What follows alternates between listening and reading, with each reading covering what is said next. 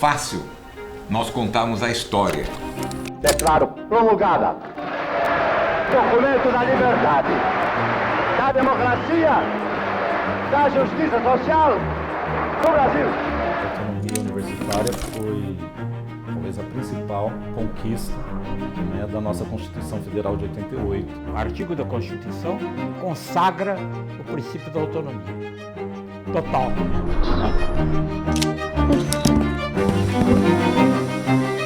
Estudantes e funcionários ocuparam o anfiteatro da USP com cartazes pedindo verbas para a educação. Criação de uma nova moeda, o cruzado. Prometo cumprir e fazer cumprir a Constituição da República e a do Estado. É muito difícil nós fazermos a história. As universidades viviam dentro de um sistema comum a todo o funcionalismo e que não permitia efetivamente o menor planejamento.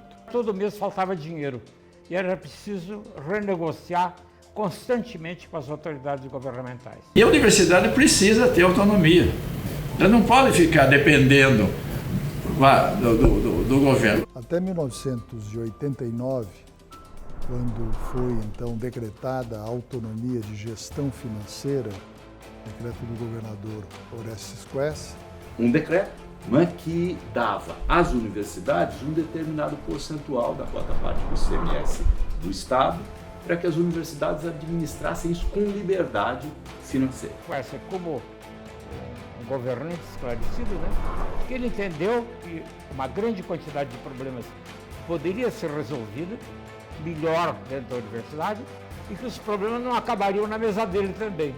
A autonomia foi então implantada em cada uma das três, seguindo temporalidades próprias dela. E coube então aos reitores a gestão. O reitor se tornou uma espécie assim de um executivo de uma firma de um tamanho razoável.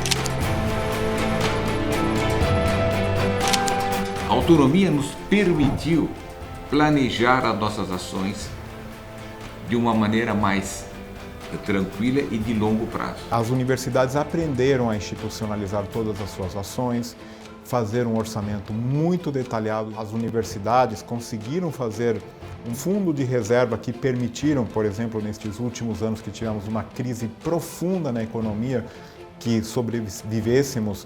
Nossos indicadores hoje são superiores à média mundial.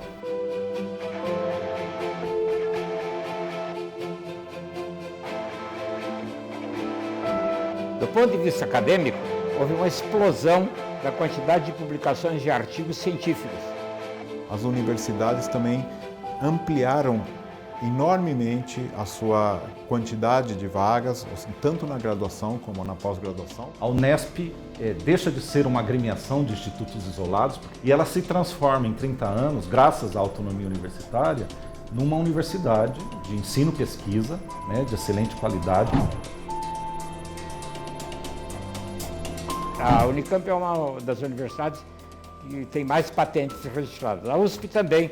No Brasil, no momento, mais de metade das patentes que são registradas no INPE, mesmo no exterior, provém das universidades. A gente tem hoje cadastradas na Inova mais de 700 empresas que a gente chama aqui de filhas da Unicamp, criadas por ex-alunos, ex-professores, ex-funcionários da universidade.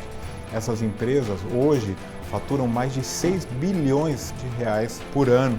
Além disso, elas geram mais de 30 mil empregos diretos. Há uma falsa impressão que as universidades paulistas não têm interação com a indústria. Nós temos grande interação com as indústrias. Vou citar o caso, né, de como as parcerias, né, de uma empresa de caráter familiar, que é a predileta de Matão, como que essa empresa se transformou na maior produtora de polpa de goiaba. Conseguiram desenvolver um método para preservar a polpa da goiaba à temperatura ambiente sem ter o congelamento. Então isso foi muito importante justamente para que Matão conseguisse exportar essa polpa para mais de 60 países, né, com um faturamento anual de 1,6 bilhões, né, e com a geração de praticamente 4 mil empregos. A universidade precisa continuar mostrando-se necessária para a sociedade. Afinal de contas, é a sociedade que financia as universidades públicas paulistas através dos seus impostos. E é por isso que a gente precisa ter a transparência necessária para mostrar de que maneira a gente utiliza esses recursos e quais são os benefícios que esses recursos trazem. Tem gente que vê isso como um custo em que o contribuinte incorre para financiar a universidade que eles consideram uma esfera privilegiada da vida, né? Mas esse custo tem uma resposta, né?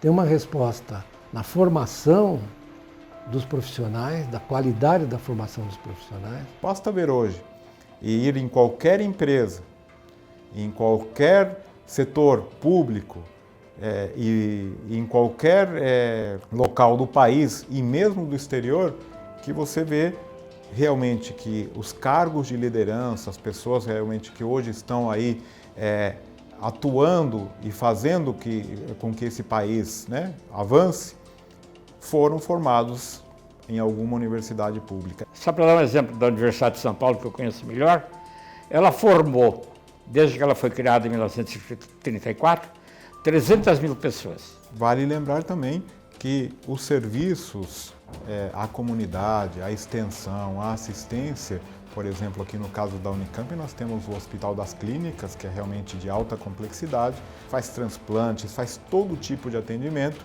é referência no país e tem realmente realizado o papel fundamental de pesquisa, ensino, assistência, extensão para uma grande população do estado de São Paulo. O decreto é um primor de gestão pública, porque ele é fundador, ele é original. Mas esse modelo é único, né? E ele tem que ser preservado, claro, sempre é possível você aperfeiçoar a gestão. A universidade, por exemplo, como qualquer instituição, ela precisa cortar despesa. Diversificar receitas é fundamental, quer seja pela prestação de serviços, quer seja com a parceria com o setor privado e, sem dúvida, os fundos patrimoniais. Como podemos melhorar isso? Como podemos aproveitar a autonomia para melhorar ainda mais as 3 universidades públicas paulistas? Há 2 aperfeiçoamentos que o decreto de 1989 mereceria que fossem feitos e rapidamente.